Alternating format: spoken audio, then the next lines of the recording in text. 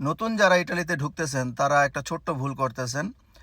তারা হইতেছে আসার পরে চিন্তা করে এতগুলো টাকা দিয়ে আসছি, টাকাটা কীভাবে উঠানো যায়, কাজের পিছনে দৌড়াদৌড়ি করেন, কাজ খোঁজেন কিংবা কাজ করেন।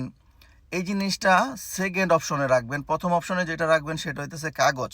আপনি আরেকটা কথা মনে রাখবেন, যেই শহরে আসবেন ওই শহরে কেস মারবেন এবং ওই শহরে থাকার চেষ্টা করবেন, এতে করে আপনার ভালো হইব। কারণ হইতেছে আপনি অন্য শহরে যদি কেস মারেন, আরেক শহরে যদি কাজ করেন, আপনার এখান থেকে যাওয়া আসার অনেক খরচ আছে, আপনি নতুন অবস্থায় অত টাকা পয়সা আপনার কাছে থাকবো না। তো এইটা নিয়ে একটা ঝামেলায় পড়বেন।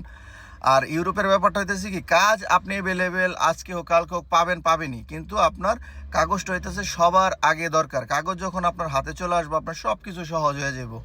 টাকা আপনি যত টাকা দিয়ে আসেন না কেন, অবশ্যই আপনি সেই টাকা তুলতে পারবেন যদি আপনার কাছে কাগজ থাকে। যদি কাগজ না থাকে, মানুষ এটার ফায়দা লুটবো, আপনারে কম টাকায় বেতনে কাজ করাইবো, আপনারে বেশি পরিশ্রম করায় অল্প টাকা দিব। সো আগে কাগজের পিছনে দৌড়ান।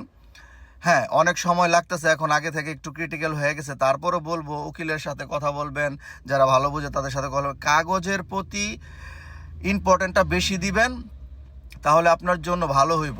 ঠিক আছে, কাজ ইটালিতে কাজ অ্যাভেলেবেল পাওয়া যায়, ওটা কোনো সমস্যা না, কিন্তু কাগজটা হইতেছে মুখ্য বিষয়। আগে কাগজটা ধরবেন, সবাই এটা চেষ্টা করবেন সবার আগে।